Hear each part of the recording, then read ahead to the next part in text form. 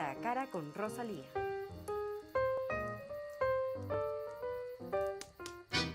Buenos días, queridos amigos, y bienvenidos a este programa en el que vamos a hablar sobre un tema importante, trascendente para la cultura no solamente del país, sino del mundo.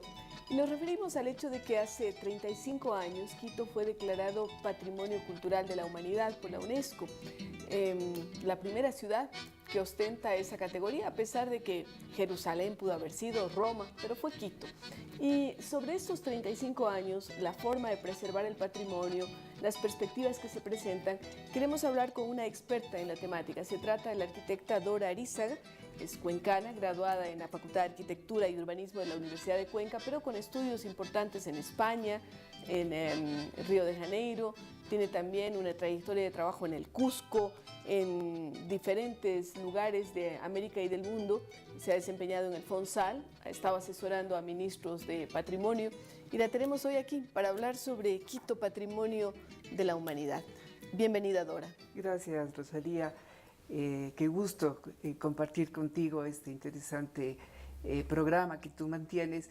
Y sí, hay que, digamos, realmente reflexionar sobre la declaratoria de Quito Patrimonio de la Humanidad. Hay que festejar, pero también hay que reflexionar. Así es. Cuéntanos sobre qué te trae. Los festejos siempre son importantes, siempre y cuando existan temas para ¿cómo se llama?, para festejar. Claro. ¿No es cierto? Es un orgullo para el Ecuador, que junto con Cracovia, yo digo, Quito es la hermanita mayor de la conservación de los sitios históricos, porque claro, tanto Cracovia en Europa como en América Latina, Quito fue reconocida. Hicieron un trabajo también de mantenimiento, de conservación. Sí, digamos, bueno, la declaratoria exige algunos criterios o algunos requisitos al Estado parte. Entonces, uno de ellos es que se garantice la conservación para que no se altere aquellos elementos con los cuales fue declarado Patrimonio de la Humanidad.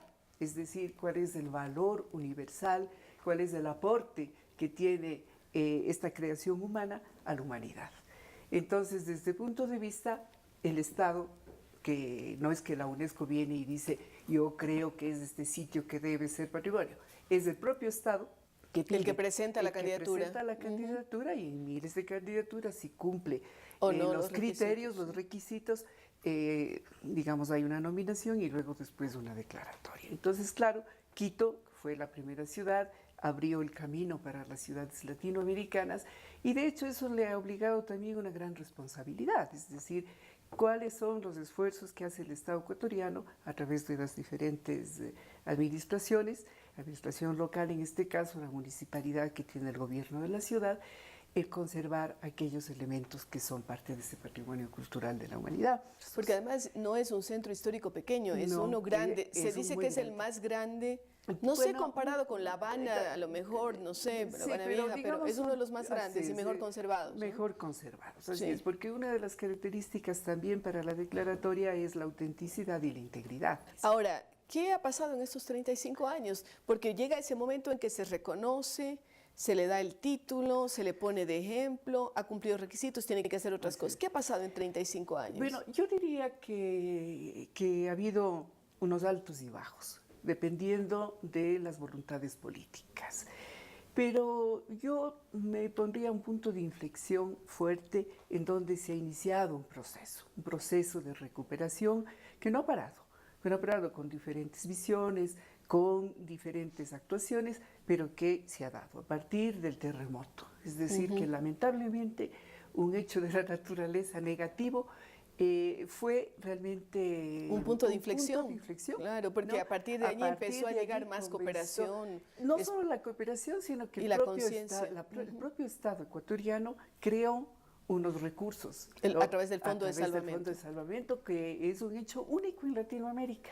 Justamente yo estoy viajando mañana al Cusco porque el modelo del Fondo de Salvamento ecuatoriano, ellos están proponiendo los centros históricos que son declarados Patrimonio de la Humanidad y también los centros históricos del Perú están proponiendo a su legislatura la creación de un fondo para la conservación, es decir, que esa buena práctica fue interesante, ¿no? Claro, y de hecho, de alguna manera, el crear unos recursos que tengan una asignación específica, que no podían ser utilizados en otros rubros, porque a veces se piensa que la conservación del patrimonio es un lujo y que frente a otras necesidades que tiene la ciudad... Claro, como abrir vías o hacer escuelas, por decir algo, dicen, etcétera, etcétera, ¿por qué le ponemos plata aquí cuando le ponemos plata para las casas viejas? ¿Ya? ¿No es cierto? La gente piensa así, en el imaginario de la gente también piensa eso, ¿no es cierto?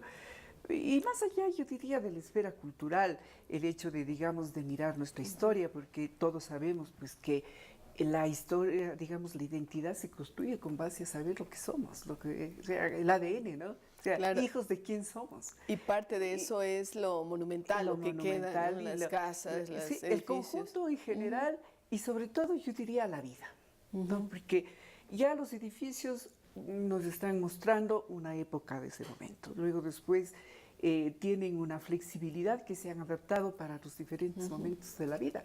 Pero luego después hay una serie de prácticas y de apropiaciones del centro histórico que son maravillosas. Cuando vemos las procesiones, cuando vemos las ferias, cuando vemos las comidas. Es el recoger toda esa tradición, esa historia. Claro. Ahora, ¿qué ha hecho de bueno Quito en estos 35 años para mantener ese espacio, para mantener esas casas, para mantener esas tradiciones? ¿Y qué ha hecho de malo también? Porque habría que mencionar eso. Así es. Pero yo diría que se han planteado una serie de líneas y de esfuerzos. Es decir, uno de los temas fundamentales ha sido que, de alguna manera, vuelva a la gente a ver que existía un centro, ¿no? Mucha gente hasta hace poco no iba al centro, no conocía. Algunos tenían miedo por una delincuencia o por el acoso de los vendedores ambulantes. Exactamente.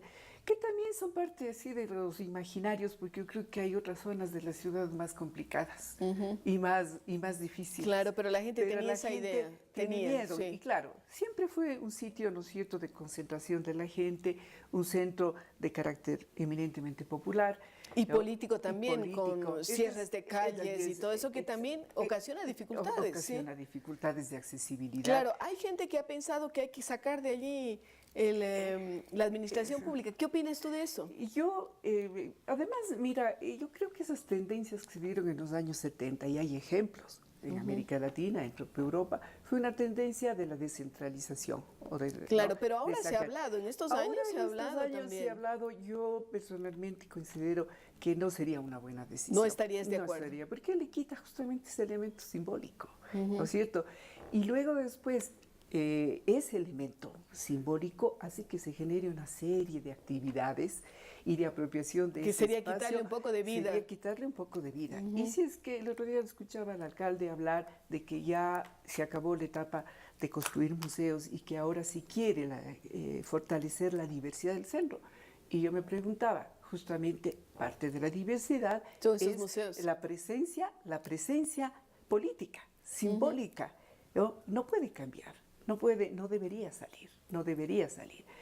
Y ese sería un tema realmente para reflexionar el impacto negativo que podría darse una salida de un carácter simbólico político importante que caracteriza a este centro histórico. ¿Qué ha hecho mal en estos 35 años Quito? No me refiero a administración municipal X o qué sé yo, sino en general la ciudad. Yo diría en general, ¿no es cierto?, que esfuerzos no han podido concretarse, ¿no es cierto? Es decir, un tema que es de preocupación es la pérdida permanente de vivienda del centro histórico. Entonces, cuando la gente ya no vive allí, ya no quiere a pesar vivir. de que ha habido esfuerzos, ¿no? Ha habido esfuerzos de recuperación, espacios, pero sin embargo yo diría que ese es un punto pendiente. Es decir, no se ha logrado conseguir las características idóneas de calidad de vida para que la gente pueda quedarse y vivir. Entonces, ese sería un punto. Ese es un tema pendiente. Es un tema preocupante además porque del censo del en el último año, del 2010, ha perdido prácticamente como 10.000 personas. Es decir, gente que se ha ido. Se está yendo, ¿no es cierto? Entonces, claro, para la ciudad es un problema tener allí un área de la ciudad con tanta infraestructura vacía. Con servicios. Y con servicios. Claro. Es decir, un costo, si vemos desde el punto de vista de la economía de la ciudad, es un costo importante que la sociedad ya ha pagado, ¿no? Y sin embargo sigue creciendo la ciudad hacia otras áreas, en detrimento, ¿no es cierto?, del ambiente y todo eso. Qué interesante escucharle a Dora hablar sobre su visión respecto al Centro Histórico de Quito, cosas positivas, cosas que están pendientes, como ella misma manifiesta, y por supuesto veremos también algo de la perspectiva con algunos de nuestros entrevistados. Gracias, Dora. Con ustedes estaremos luego de una pausa. Yo quiero explorar el espacio. Yo quiero ser presidenta del Ecuador. Y yo ganar la NBA. Y mi profe nos dijo que eso no es imposible. Maestro, cumple el sueño y asume el reto. Apuesta por la excelencia. Sé parte del 6º concurso nacional y primero internacional de excelencia educativa. Más información en www.fidal-medioamlat.org. No seas un espectador de la excelencia, sé parte de ella. Porque eso no es imposible.